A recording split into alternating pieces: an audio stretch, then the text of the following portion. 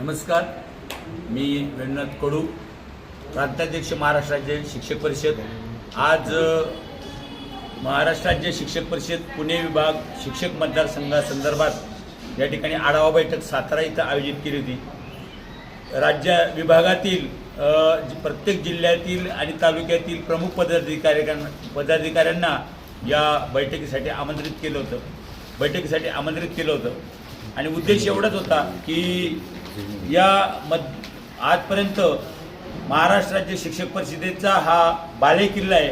आत्तापर्यंत अनेक वेळा या पुणे शिक्षक मतदारसंघामध्ये महाराष्ट्र राज्य शिक्षक परिषदेने प्रतिनिधित्व केलेले आणि कार्यकर्त्यांची मतं जाणून घेण्यासाठी याची बैठक होती आणि सर्व कार्यकर्त्यांचा सहमत आहे की नोव्हेंबर 2026 साली होणाऱ्या या पुणे शिक्षक मतदारसंघाच्या उमेदवारी महाराष्ट्र राज्य शिक्षक परिषदेने करावं। त्यासाठी प्रत्येक तालुका पातळीवर मतदार नोंदणी अभियान पुढच्या 8 दिवसामध्ये दिवाळीची सुट्टीपूर्वी पूर्ण केलं जाईल आणि मोठ्या ताकदीने या ठिकाणी महाराष्ट्र राज्य शिक्षक परिषद ही या पुणे शिक्षक मतदारसंघाची निवडणूक लढवणार आहे। सातारला न्याय मिळेल का उमेदवारीचा? या ठिकाणी शिक्षक मतदारसंघ म्हटला की आपल्याकडे 5 जिल्हे आणि 7 महानगर आहे आणि प्रामुख्याने आजपर्यंत 7 ते 8 जणांची इच्छा प्रगट केलेली।